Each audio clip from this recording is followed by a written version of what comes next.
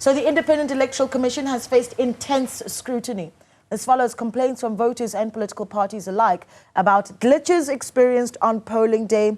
Aggrieved parties have since gone as far as to threaten legal action against the IEC, accusing the electoral body of disenfranchising voters and manipulating election results. Take a look.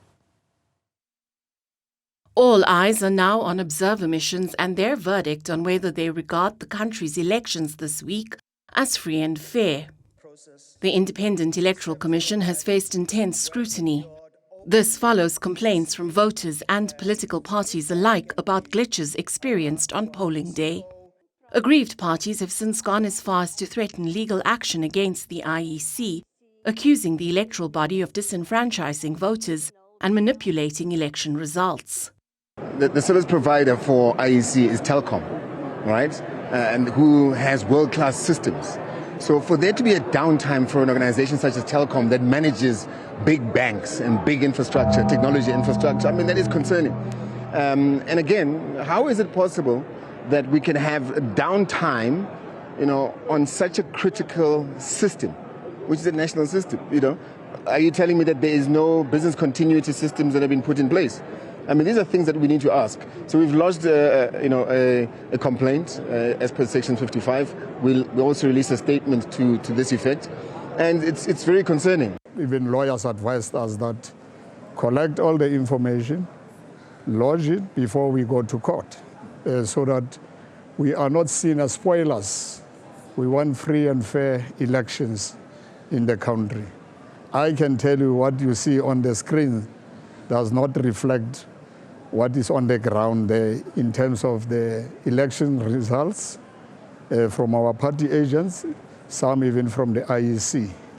People has confirmed our excos, members and families voting for us, and when we do the counting, it shows provincially and the regional, votes with no national, like zero national votes on it.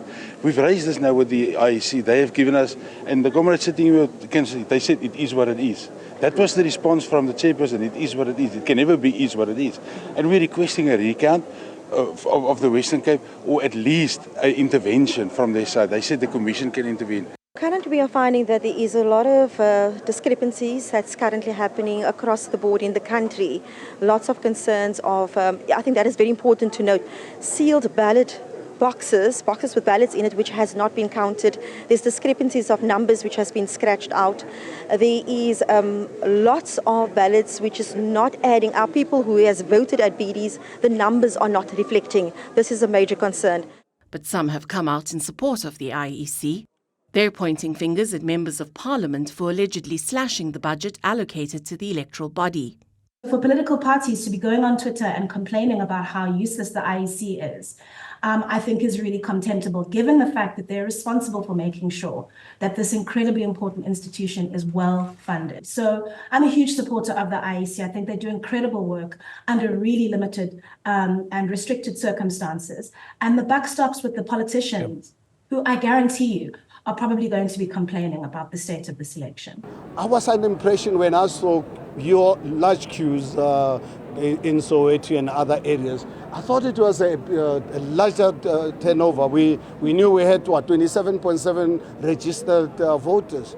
So up to really this morning, I discovered no, the hiccups had nothing to do with a larger turnover. I think we're really asking, we are going to really push this matter in the National Assembly to get more money for IEC to really have the capacity to provide a credible election. Not that we doubt what they've done, but I think we have to really fight for them to get more money, get professional people, get technology to assist them to run elections that people cannot question. Amongst the general public, trust in the Commission has been declining, as it has in most core political institutions over the last decade and a half. Although the IEC does remain one of the most trusted institutions in the country. But obviously the voting public the trust is much higher. However, with the exception of the Umkhonto we Sizwe Party, other major organizations have accepted the election results despite the unhappiness about the glitches. The IEC has acknowledged challenges faced, but maintains that it's taken every possible measure to ensure a free, credible and transparent election process. The Commission wishes to reiterate that every concern raised in these objections will be considered and we will do so carefully. In this process, the attitude of the Commission is not to put form over substance. We are not going to be technical. We are going to look at the issues that are brought before us, and we are going to consider them in the process of assuring the integrity of these elections. Despite this, tensions remain high as concerns over the integrity of the results persist. However, international observer missions, which play a crucial role in evaluating elections worldwide, have cautioned those questioning the integrity of these polls. The observers argue that the glitches and challenges do not influence whether the elections were free and fair.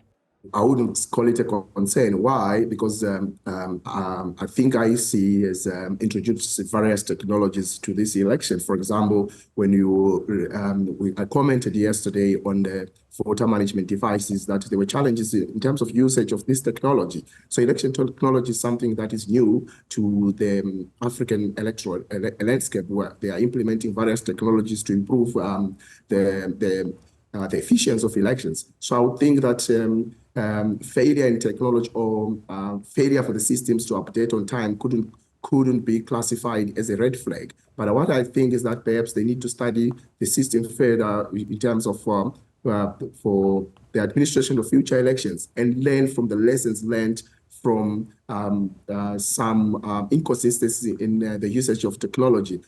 But at this stage, and from what we also observed across the country, there were heavy presence of party agents. The process was severely guarded.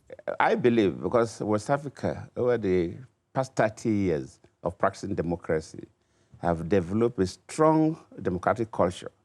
And it's one of the African countries that have been able to maintain democracy, unbroken democracy for 30 years, which you must commend the country. The South Africans have embraced a democratic practice. What you notice in other countries about misbehavior at the polling station, ballot box snatching, and that kind of stuff, it's not very common in South Africa. I really admire the culture, the democratic culture, not just about those who manage the election, but the citizens, the ordinary voters. In terms of the voting culture, it's quite, the standard is high. So I'm not too afraid about those issues you raised. For observers, key indicators include the independence and impartiality of electoral management bodies, access to information for voters, the absence of voter intimidation or violence, and the integrity of the vote counting and results transmission processes. Observers also considered the inclusivity of the electoral process, ensuring that all eligible citizens have the opportunity to participate without discrimination.